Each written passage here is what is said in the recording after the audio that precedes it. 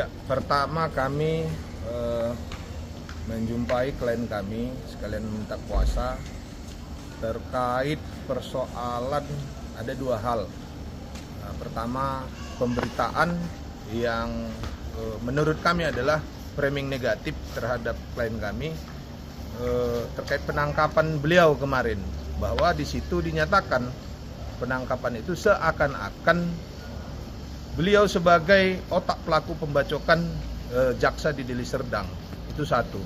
Baru yang kedua adalah terkait pernyataan atau statement dari Kajati dan Kejari Deli Serdang, Kajati Sumatera Utara, yang menyatakan klien kami adalah otak pelaku pembacokan jaksa di Deli Serdang.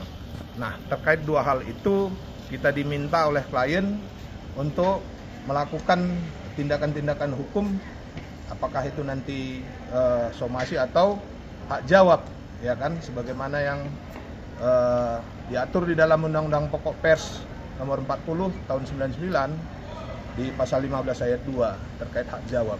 Mungkin itu. Sejauh ini kita Nyatakan bahwa klien kita adalah otak pelaku. Kenapa kita bilang tendensius? Bahwa pernyataan itu dilakukan, karena itu kan masih tahap penyelidikan, belum penuntutan. Artinya kita tak bersalah, harus dihormati. Nah, sehingga tidak merugikan.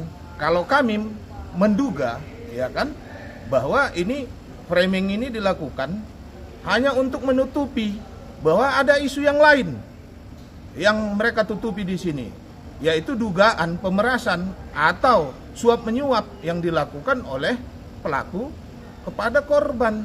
Itu kan sudah jelas dinyatakan oleh pengacara dari pihak korban, pihak pelaku. Nah, seharusnya itu yang dikejar, bukan justru mencari kambing hitam ke klien kita. Pertanyaannya di sini, ya kan, apa dasar yang menguatkan pernyataan dari Kejati bahwa seakan-akan klien kita itu adalah pelaku? Ada nggak misalnya temuan, ya kan, aliran dana atau bukti transfer dari klien kita ke pelaku, atau hasil sadapan handphone, ya kan, ya, untuk melindungi hak-hak dari klien kita. Ini kan dirugikan klien kita ini dengan pemberitaan ini, seakan-akan klien kita ini adalah otak pelaku, bandit dan seterusnya.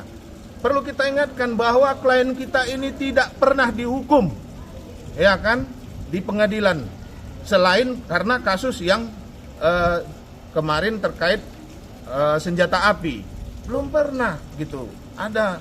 Sehingga ketika dinyatakan bahwa beliau bandit, ini kan framing negatif yang merugikan sebenarnya bagi klien kita.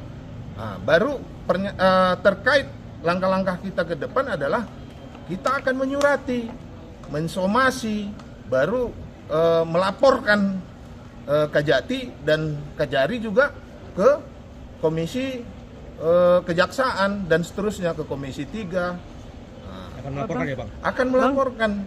Bang, sejauh ini semenjak di Lapas Tanjung Gusta, apakah Edi Suranta sendiri sudah ada mengaku dimintai keterangan misalnya, entah Belum dari... ada. Makanya begini, ya kan, kenapa dia dititipkan di Tanjung Gusta, bukan di Polda, ya kan? Berarti kan tidak ada putusan kasasi masalah senjata api yang dikenakan 1 tahun. Dan saat ini